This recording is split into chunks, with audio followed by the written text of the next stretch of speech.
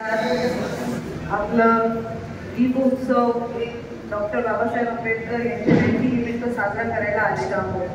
इकडे व्यासपीठावर किशोर देशमुख जे आहेत आणि आपले सगळेच आदरणीय व्यासपीठ होते। वेळ खूप झालेला आहे, आपण खूप वेळापासून इकडे सर्व थांबलेला आहात, त्याच्याबद्दल मी मनापासून आपल्या सर्वांचे आभार मानते। दोनच गोष्टी आपल्याशी बोलणार की आता दादांनी अतिशय सुंदर भाषण केले आपल्याला डॉक्टर बाबासाहेब आंबेडकर त्यांच्या विचारांबद्दल की त्यांनी काय काय घडून आणलं आणि आपल्या लोकांसाठी आपल्या देशासाठी त्यांनी काय काय नाही केलं याचं स्मरण आपण केलं पाहिजे। त्यामुळे आपण त्यांची जयंती साजरी करतो। जयंती साजरी ह्यामुळे करतो की त्यांनी काय काय आपल्यासाठी केलेलं आहे, आपल्या समाजासाठी म्हणावं, आपल्या देशासाठी म्हणावं, संविधान घडवलं। त्यामुळे या सगळ्याचं स्मरण आपण केलं पाहिजे। त्यांच्याकडनं चांगले गोष्टी आपण शिकायला पाहिजे। ते उच्च शिक्षित आहेत। आतमध्ये एक दिवा, तुमच्या मनात एक दिवा लावा की आजपासून मी आयुष्यात चांगला मार्ग घेणार आहे, चांगल्या मार्गाने शिक्षण घेणार आहे, शिक्षण घेऊन स्वतःच्या पायावर उभं राहणार आहे, माझ्या आईवडिलांची सेवा करणार आहे, समाजाची सेवा करणार आहे, शहराची सेवा करणार आहे, तसंच देशाची सुद्धा सेवा करणार आहे। मी सुद्धा वकिलीचा अभ्यास केलेला आहे, डॉक्टर बाबासाहेब आंबेडकरांनी सुद्धा वकिलीचा अभ्यास केलेला आहे। त्यांच्याकडनं सुद्धा मला भरपूर काही प्रेरणा मिळते। संविधानाबद्दल सुद्धा अभ्यास केलेला आहे। आम्हाला शेवटचा दिवस होता, बजेटचं सेशन जेव्हा मुंबईला सुरू होतं, शेवटच्या दिवशी आम्हाला संविधानाबद्दल बोलायची संधी मिळाली, पण वेळ कमी होतं। त्यामुळे आपले लोकप्रिय महाराष्ट्राचे आपले मुख्यमंत्री साहेब त्यांनी अतिशय सुंदर भाषण केलेलं आहे।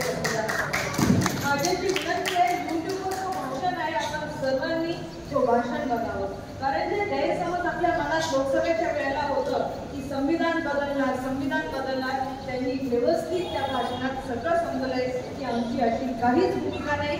संविधान डॉक्टर बाबासाहेब आंबेडकरांची देण आहे आणि त्याला कोणी अतिशय सुंदर गोष्टी आपण मनात सुरू केले पाहिजे। उद्यापासून एक चांगलं मार्गावर आपण लागलं पाहिजे। इथे सर्वांनी म्हणलं की निर्व्यसनी व्हा, तुमचं जर शिक्षण चांगलं असेल, तुम्ही सुद्धा जर डॉक्टर बाबासाहेब आंबेडकरांसारखे उच्च शिक्षित असतील, त्यांना किती डिग्री आहे तुम्हाला माहिती आहे का? किती अभ्यास केला तुम्हाला माहिती आहे? डॉक्टर बाबासाहेब आंबेडकरांनी भारतात नाही तर लंडनला असलेला व्यक्ती, त्यांनी आपल्या देशासाठी एवढं मोठं, जगातला सगळ्यात मोठं संविधान घडवून आणलं, म्हणजे किती हुशार व्यक्ती असेल, त्यांनी किती मेहनत घेतली असेल, त्यांच्याकडनं आपल्याला सुद्धा प्रेरणा घ्यायला पाहिजे। आपण सुद्धा शिक्षणावर जास्तीत जास्त लक्ष केंद्रित केलं पाहिजे। जेव्हा आपण शिक्षित होतो तेव्हा व्यसन सगळे दूर राहतात। त्यामुळे माझी विनंती आहे, जास्तीत जास्त शिका। महिलांसाठी महिला प्रतिनिधी म्हणून म्हटले, दादांनी म्हटलं आपल्याला उद्या रक्तदान शिबिर आहे महिलांना। थोडंसं रक्त कमी असतो, आपल्या नवऱ्याचं रक्त इथं लेखतो। सावित्रीबाई फुले सुद्धा त्यांचं सुद्धा स्मरण केलं पाहिजे, त्यांची सुद्धा योगदान। इंग्लिशमध्ये एक म्हण आहे, behind every successful man is a hard working lady. त्याचा अर्थ आहे, एका यशस्वी पुरुषामागे एक खंबीर स्त्री असते आणि त्या स्त्रीमुळे त्या पुरुषाला एवढं चांगलं योगदान करायला मिळतं। त्यामुळे स्त्रियांची सुद्धा तेवढीच चांगली तुलना केली पाहिजे। त्यांच्यामुळे आज पुरुष सुद्धा बाहेर जाऊ शकतात, पण सोपं नाही। त्यामुळे महिला आणि पुरुष दोन्ही समान असतात, ते आपल्या संविधानातच केलेलं आहे। हे सगळे चांगले विचार घेऊन आपण पुढे जायला पाहिजे।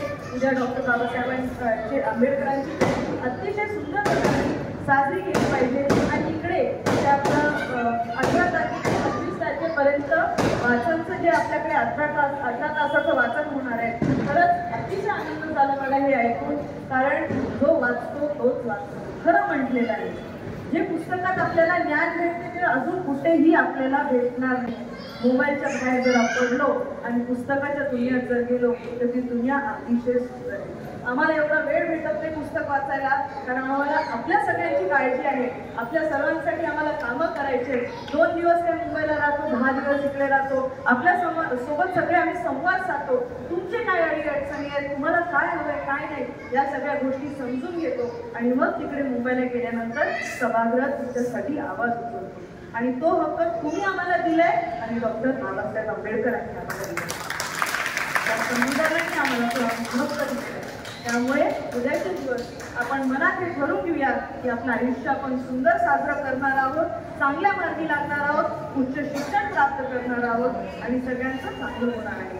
मी माझे इकडे 2 शब्द थांबवते. आपल्या सर्वांशी भेटले त्याच्याबद्दल मला अतिशय आनंद झालेला आहे. जय हिंद, जय महाराष्ट्र, जय भीम.